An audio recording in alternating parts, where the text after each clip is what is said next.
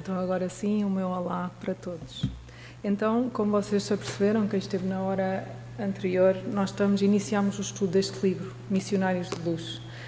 É um livro lindíssimo, que só lendo e com alguma concentração nós fazemos uma viagem absolutamente extraordinária. Portanto, o meu desejo é que nestes 4 capítulos que eu vou apresentar é deixar uma semente de desejo para vocês procurarem o livro e lê-lo. Nem que seja só uma vez. Acho que vai fazer a diferença e todos ficam a ganhar. Então, vamos prosseguir com o nosso estudo. Depois de falarmos nos diversos capítulos anteriores, o vampirismo, a influenciação, vamos agora estudar o capítulo 6, que se intitula A Oração. Como vimos no capítulo anterior, Alexandre e André Luís observam um rapaz juntamente com a sua mãe e a sua irmã. Neste momento da história, eles separam-se e o rapaz segue para a sua casa. André começa então a questionar-se sobre o caso clínico do rapaz. Ele, profundo conhecedor de medicina, lembra-nos que André Luís, na sua vida terrena, tinha sido um médico, por sinal até era famoso, com alguma qualidade no trabalho.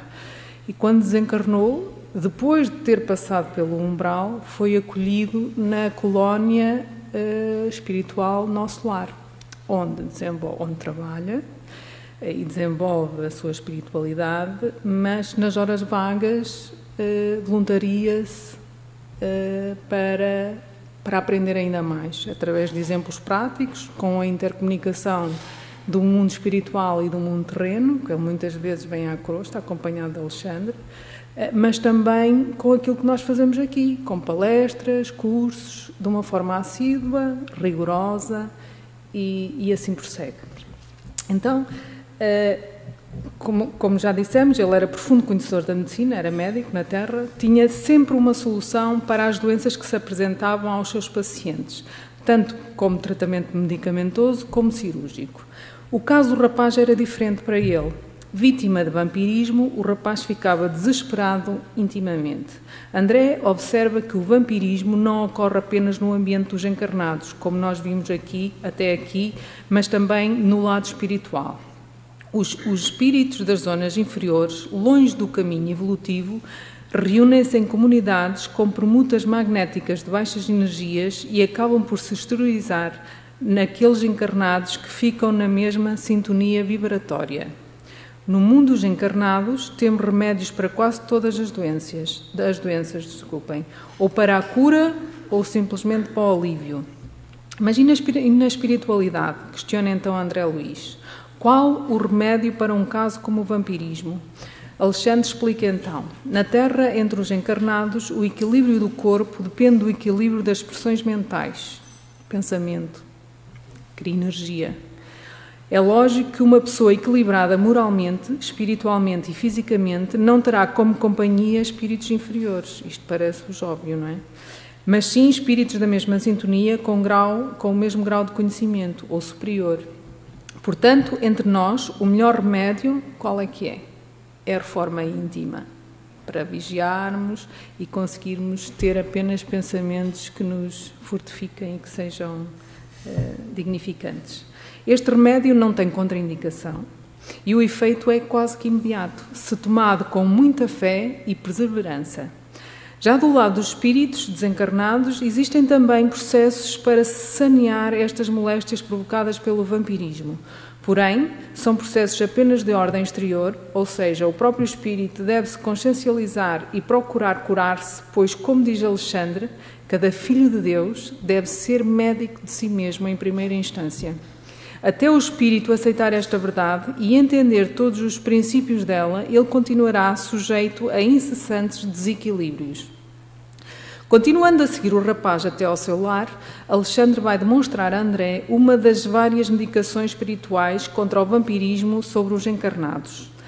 Ao chegar à casa do rapaz, reparam então que 2 entidades que o acompanhavam, então quem esteve cá na hora anterior lembra-se disso, sentem-se terrivelmente contrafeitas. Alguma coisa as impedia de entrar no interior da casa. E por que será? Alexandre lembra-nos então que as preces colocam fronteiras vibratórias em qualquer lugar. Pois bem, naquela casa que agora chegamos, a esposa do rapaz, lembram-se que ele se tinha casado há 8 meses, tem a felicidade de cultivar a oração fervorosa e reta, motivo de tanta paz dentro daquele lar. Olhem que mensagem tão importante. Alexandre explica a André: o lar não é só a moradia dos corpos, mas acima de tudo é a residência das almas. Todos nós podemos também transformar o nosso lar, a nossa casa ou qualquer outro local, como faz a jovem, não só através do Evangelho do lar, mas sobretudo com atitudes elevadas e com a oração. No caso que estamos a narrar, o rapaz não se equilibrou ainda por vacilar através de antigas experiências da sua juventude. Como já sabemos, ele tinha imensos problemas, nomeadamente sexuais. A sua esposa, porém, garante a tranquilidade da casa com a sua presença, pela abundante e permanente emissão de forças purificadoras e luminosas, que o seu espírito se nutre praticando a oração, a prece e a sintonia com o bem. No momento em que o rapaz entra no quarto para dormir, e esta parte também é interessante, Alexandre pega na mão de André e leva-o para a sala.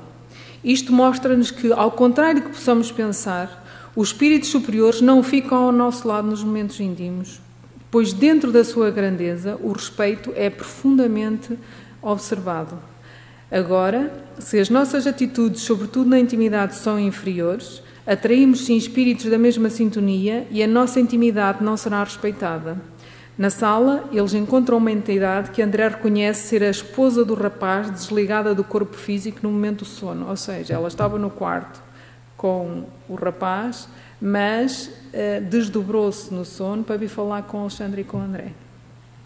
Ela vem agradecer por eles estarem no seu lar e orarem junto com ela. Cecília, a esposa, eleva os olhos ao céu e faz fervorosa prece pela iluminação do companheiro. Aos poucos, o rapaz perdia a expressão de cansaço e angústia e demonstrava-se mais calmo e, gradativamente, cada vez mais forte e feliz. André estava maravilhado e nós, logicamente, aprendemos mais uma lição. Vimos como é importante o amor, a oração, a doação, as atitudes elevadas e, sobretudo, como cada um de nós também pode tornar-se um remédio de alívio para os nossos entes queridos. E não só, porque a grande benfeitoria é quando nós nos doamos àqueles que não são entes queridos, nem têm ligações afetivas connosco, antes pelo contrário. Mas isso já é outro nível. A oração ou a prece são o mais eficiente antídoto contra o vampirismo. Prece é vibração, é energia, é poder. André diz que a criatura em prece, em semelhante espaço psíquico, descortina forças ignoradas e coloca-nos em contacto com as fontes divinas. Dessa forma, o espírito pode emitir raios de espantoso poder. A cada segundo, cada um de nós recebe trilhões de raios de várias ordens e num processo de sinergia emitidos de forças que nos são peculiares e que vão atuar no plano da vida, por vezes em regiões muitíssimo afastadas. Portanto, o nosso pensamento tem um poder absolutamente extraordinário. Vamos ver o que é que nós podemos fazer com ele. Neste círculo de permuta incessante, os raios divinos, expedidos pela oração santificadora, convertem-se em fatores de cooperação eficiente e definitiva de cura do corpo, na renovação da alma e iluminação da consistência, mas sobretudo em quê? Na reforma íntima. Temos que cultivar primeiro aquilo que somos e, sobretudo, os nossos pensamentos para depois a transformação se dar. Portanto, a criatura que cultiva a oração com um sentimento elevado transforma-se em foco irradiante de energias da divindade. E passamos assim para o 7º capítulo, que é o que se intitula o Socorro Espiritual. Ora, continuando então o estudo do livro, André Luís terminou a lição, a aprendizagem, através do acompanhamento do rapaz, que culmina com a sua chegada ao lar e a ajuda maravilhosa da esposa através da oração permanente e do Evangelho no lar. Agora, Alexandre e André passam a caminhar para outra lição, uma outra aprendizagem. A rua está repleta de entidades desencarnadas em plena madrugada, sendo a maioria de natureza inferior. Trajavam roupas escuras, de certo em certo espaço surgiam grupos de entidades luminosas que passavam rapidamente, pois, como diz Alexandre, os espíritos inferiores permanecem ociosos, enquanto que os espíritos esclarecidos têm sempre trabalho para fazer na seara do Nosso Senhor. É importante relacionar o que acontece no mundo espiritual também com a nossa realidade. Nós não queremos crescer espiritualmente, não é essa a nossa primeira grande missão, não é esse o nosso grande objetivo. Então, não podemos ficar ociosos quanto ao trabalho na caridade, da humildade, da ajuda ao próximo. Este próximo começa com aqueles parentes mais difíceis que estão ao nosso lado e vai até às pessoas desconhecidas e a lugares mais distantes. E eu acrescentaria ainda aqueles que vulgarmente nós chamamos de inimigos, que nos fazem mal. E eu acho que essa é a grande prova, é quando mesmo nesses momentos de angústia e nós conseguirmos doar o nosso amor a quem nos prejudicou. Eu acho que quando chegarmos aí, subimos um degrauzinho a mais. Precisamos acender a nossa luz espiritual, não só através de orações, mas também através de ações. Ou seja, a caridade espontânea. Pois a caridade que é cobrada é muito fácil de cumprir. Distribuir amor àqueles com quem não simpatizamos e não apenas aos que amamos, pois estes também são muito mais fáceis de amar. Vamos então ao caso do irmão de Justina, que é o outro nível de aprendizagem. Justina pede ajuda a Alexandre, pois o seu filho encarnado, um senhor com cerca de 70 anos, deixou-se envolver por inúmeras preocupações e angústias descabidas durante o horário de repouso na cama e estava num estado clínico gravíssimo, ou seja, um coágulo no cérebro provocou um derrame e o desenlace do perispírito era uma questão de instantes. Justina pedia mais 2 meses de vida para o filho para que pudesse resolver assuntos não acabados. Vocês acham que estes assuntos não acabados eram assuntos materiais? Ok. Então já vamos ver a seguir. Alexandre vai à residência do Senhor e aplica-lhe alguns passos magnéticos. Enquanto isso, pede a André que se mantenha em oração. Isto é aquilo que nós devemos fazer quando, a seguir a esta palestra, existem os passos magnéticos, não é? Que também servem para aliviar e para curar. E quem fica sentado deve disponibilizar para receber as energias, mas também vibrar para quem está a receber. Solicita um grupo de trabalho composto por 8 entidades, comandadas pelo irmão Francisco, para auxiliá-los nos trabalhos e este grupo, convocado apenas pelo pensamento, chega em menos de 2 minutos.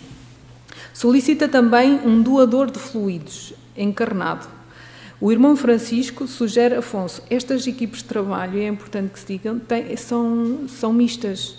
Têm espíritos que já estão na esfera mais elevada, que já desencarnaram, e também tem pessoas terrenas que ainda estão encarnadas.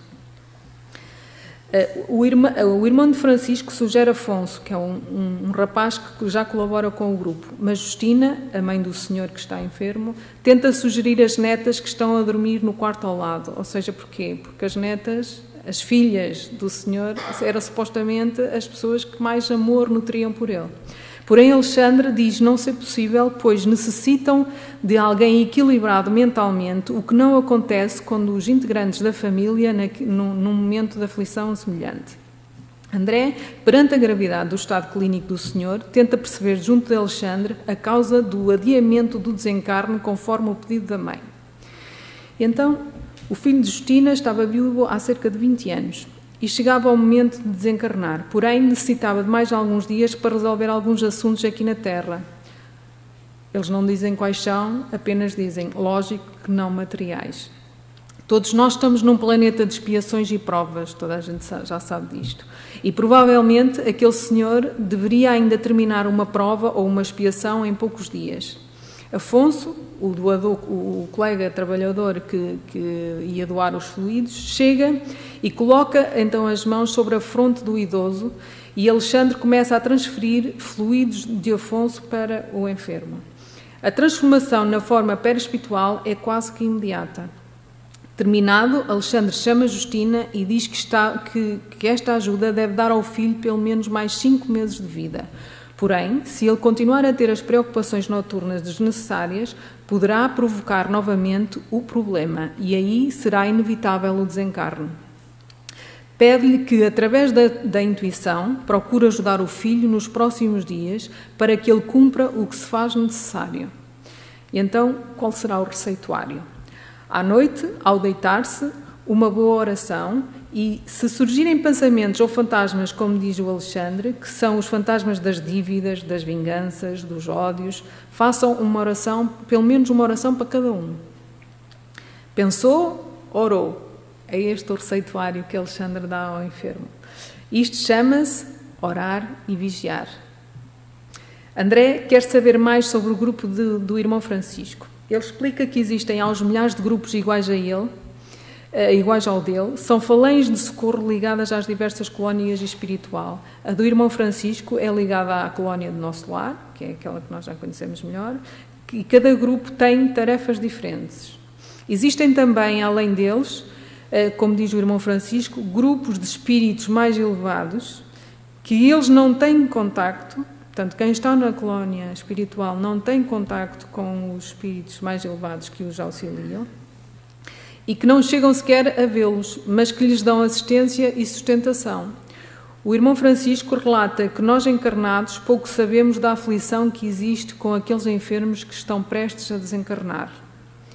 Por incrível que pareça, no leito da morte, as criaturas tornam-se mais dóceis, deixam o egoísmo, o orgulho e enfraquecem os instintos mais baixos. Aí, então, é possível o entendimento entre a criatura e estes grupos de trabalho. Pois isso, quando estivermos ao lado de um enfermo necessitado, com certeza que o grupo de socorro já estará lá. Nós devemos então fazer a nossa parte, orar, orar, orar. Pensamentos edificantes para ajudar esses irmãozinhos tão abnegados do lado invisível. Como diz o título deste capítulo, façamos também o nosso socorro espiritual. E passamos assim para o capítulo 8, que se intitula No Plano dos Sonhos. Então, voltamos aqui à nossa viagem com o André, com o André Luís e com o Alexandre, que no fundo estes exemplos, não é? Era algo que André Luís, com o objetivo de progredir espiritualmente, ele voluntariava-se nas folgas para ir trabalhar. No fundo também era trabalho. Ele fazia outras coisas, que era pago com horas bónus, mas aqui ele queria desenvolver-se e então voluntariava-se para aprender com Alexandre. E então, neste momento da viagem, Alexandre prepara uma reunião noturna, uma palestra, voltada para a mediunidade e para o psiquismo, com a participação de encarnados durante o horário do sono. A intenção de Alexandre é levar aos médiuns encarnados conhecimentos necessários que eles não conseguiriam adquirir no plano físico. Uma boa noite de sono toma-nos, no mínimo, ou cerca de 8 horas diárias, as quais poderiam ser muito bem aproveitadas pelo nosso espírito, enquanto o nosso corpo descansa e favorecendo o crescimento espiritual e moral aqui no plano físico. O Centro de Estudos de Alexandre conta com mais de 300 associados. Porém, apenas 32 conseguem comparecer. Alguém consegue ter alguma semelhança? Mesmo entre estes 32, esporadicamente, alguns falham, presos pela inferioridade. Nem sequer se apercebem. Já frequentam, muitos deles são médiuns, desenvolvem trabalho ativo e nem sequer se apercebem do que é que lhes possa estar a acontecer. Sim. A importância destes cursos é fundamental no espírito, os ensinamentos são sempre proveitosos. Portanto, na parte de lá há sempre um aproveitamento. Já no homem físico, o cérebro tem o potencial reduzido e depende muito da iluminação do seu detentor para a fixação de determinadas bênçãos divinas. Portanto, nem tudo o que aprendemos nestes cursos conseguimos aproveitar na sua plenitude aqui no plano físico, pois dependemos muito da nossa elevação moral e espiritual. André comenta com Alexandre que acha lamentável o não aparecimento de todos os inscritos, ou seja, mais de 300 encarnados, e só aparecem 32. Alexandre explica então que toda a elevação representa uma subida e toda a subida pede esforço. Todos têm o seu livre-arbítrio e na hora do esforço muitos desistem. É muito mais fácil adiar. André estranha também o facto do curso não ser na própria colónia, mas sim num lar espírita no plano físico, ou seja, eles vêm de lá para cá. Portanto, esta casa, como as outras, não serve só, não presta só serviços, ou não se doa só a pessoas encarnadas. Eles vêm ajudar-nos, mas nós também os ajudamos a eles. A espiritualidade, quando encontra uma casa espírita séria, com dirigentes e trabalhadores sérios, utiliza esse lar como mais uma das moradas do Pai. Entretanto, faltavam 5 minutos para as 2 horas da madrugada, que era a hora marcada para iniciar a reunião.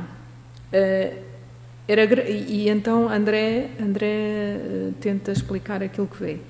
Era grande o número de encarnados presentes. Alexandre nota então que faltam 2 alunos dos 36 que mencionámos anteriormente. E eram logo os mais assíduos, portanto ele achou estranho. Pede então que verifique a causa do atraso destes 2 elementos. Sertório, que é um outro colega do grupo de trabalho, convida então André Luís para acompanhá-lo a fim de visitar a casa de Vieira e Marcondes, que são os elementos que estão a faltar. Em instantes chegam a um quarto confortável e encontram um senhor idoso a dormir, fazendo um ruído estranho. Era o Vieira. Ao seu lado permanecia uma entidade completamente estranha e totalmente vestida de negro. Vieira tinha uma expressão de pavor, gritos agudos saíam da sua garganta e às vezes sufocava-se. Já a entidade fazia gestos que André não conseguia entender. Sertório pergunta se a entidade era parente de Vieira e ela responde que são velhos amigos e conta que estava desgostoso pelas maledicências do falso amigo e resolvera esperar o momento do sono para tentar resolver a questão com ele próprio. Sertório, tentando resolver pelo menos naquele instante o problema, sem alongar-se como recomendara Alexandre, sacode o adormecido gritando o seu nome.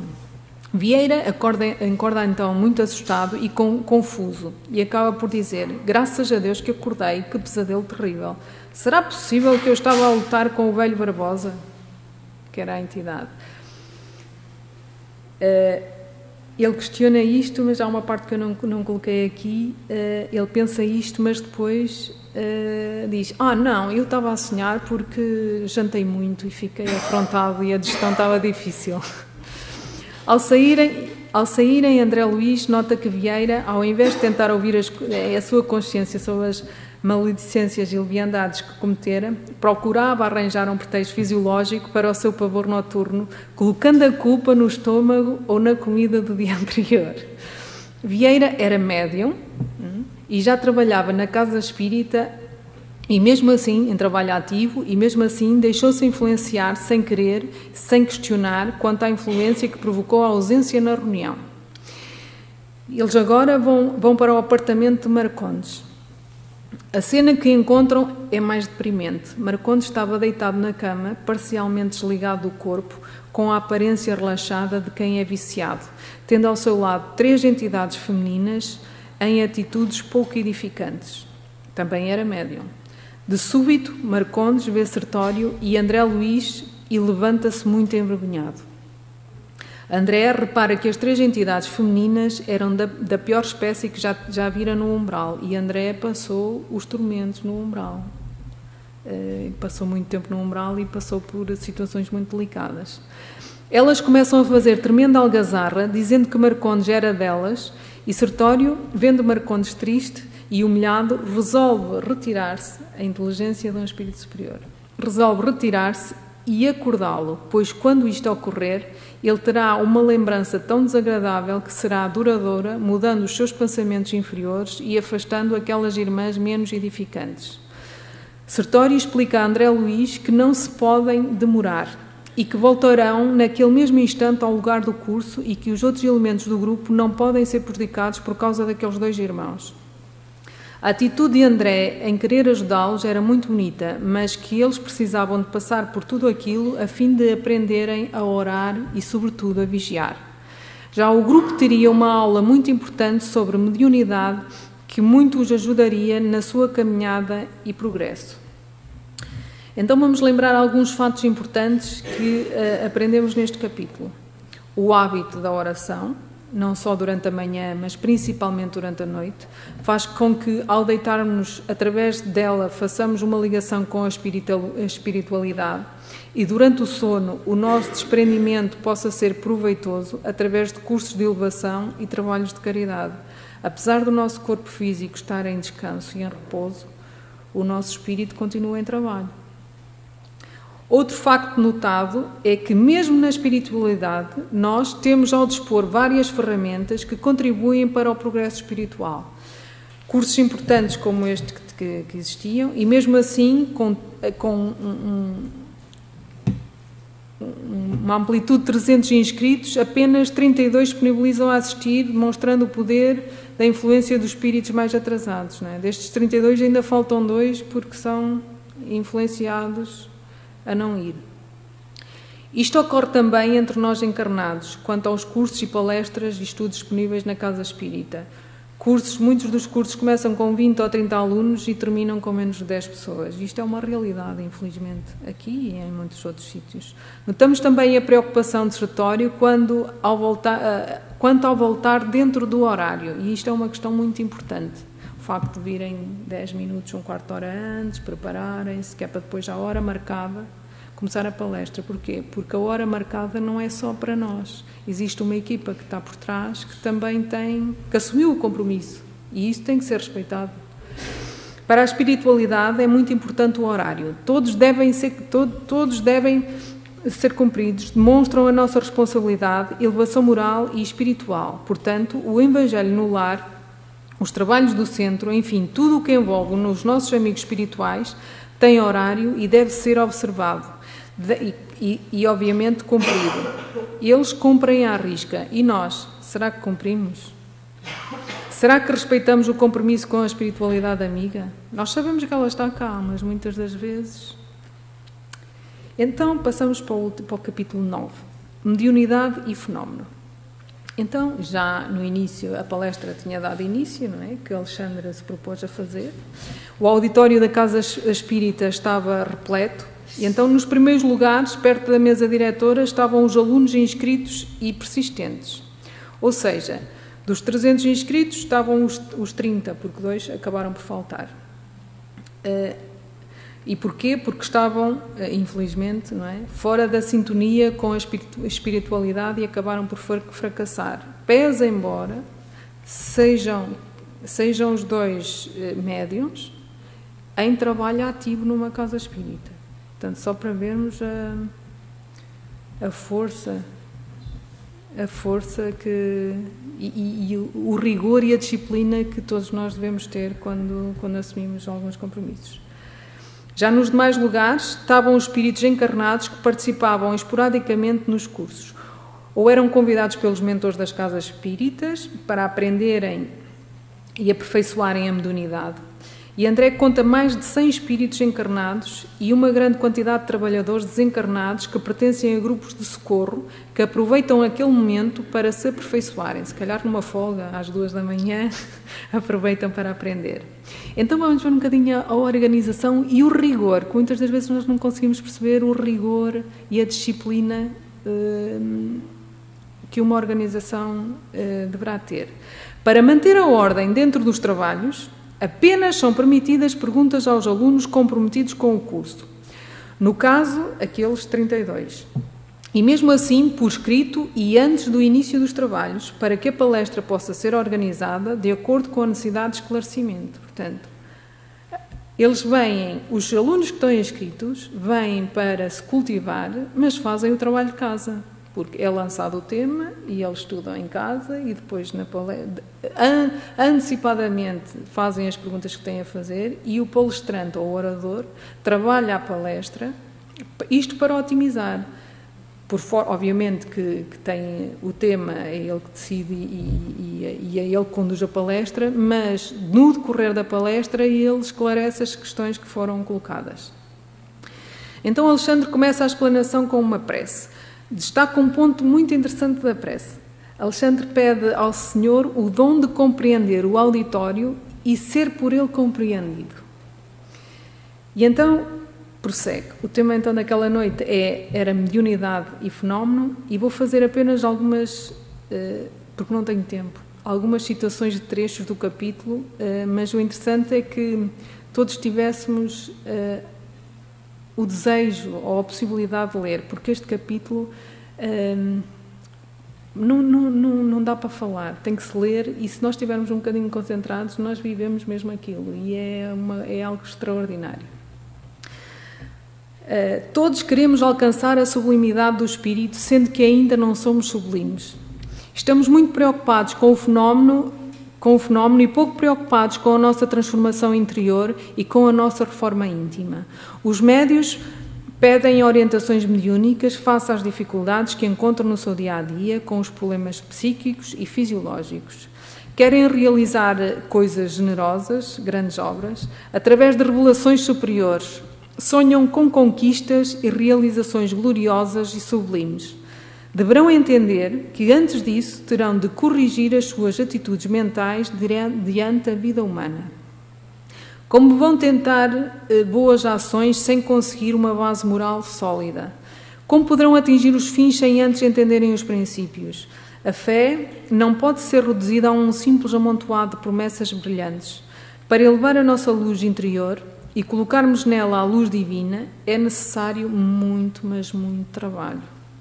Persistente e sereno, antes de tudo, não será com palavras que o médium erguerá o templo da fé, mas sim com esforços de aquisição moral e espiritual, aplicação necessária, estudos, demonstração de equilíbrio, firmeza de caráter, harmonia, etc, etc, etc. Alguns médiuns acham que a mediunidade é apenas uma expressão de fenómenos e aguardam como se fosse um mero mecanismo sem preparação ou disciplina. Terão que aprender a ver, a ouvir e, sobretudo, a servir na esfera do trabalho cotidiano. Terão de dominar todos os impulsos inferiores e colocarem-se no rumo das regiões superiores. O médium deve gostar do trabalho ao invés do repouso. Aceitar o dever sem exigências, desenvolver as tarefas aparentemente pequeninas, sem pensar nas grandes obras e colocar os desígnios do Senhor acima de todas as preocupações individuais. Coletivamente, encarnados e desencarnados não são duas raças antagónicas, separadas pela linha da vida ou da morte, mas antes uma grande comunidade, diferenciados apenas pelas vibrações de cada um, porém unidos para a mesma tarefa da redenção final.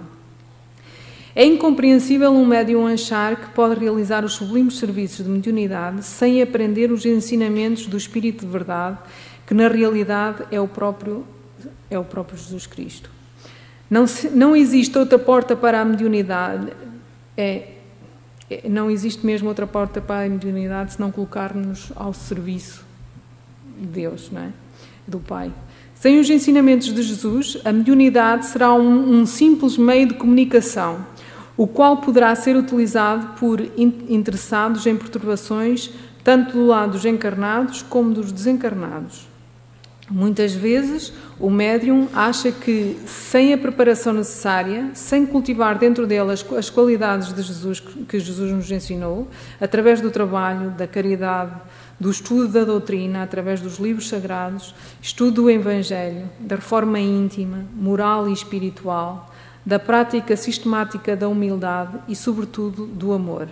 Os médiuns acham que podem vencer o domínio pesado das vibrações grosseiras. Sem qualquer preparação, invocam forças da natureza ou potências invisíveis. A paixão pelo fenómeno da mediunidade pode transformar um médium num viciado. É necessária a experiência para a aprendizagem, como também necessita da pesquisa e do estudo, que é o processo para o conhecimento. Deve também lembrar-se que o processo de aprendizagem não pode ser levado como entretenimento ou brincadeira pelo médium, deixando claro que o esclarecimento educativo é apenas parte deste processo de aprendizagem. Alguns companheiros estudam sempre, mas não aprendem as verdadeiras aplicações.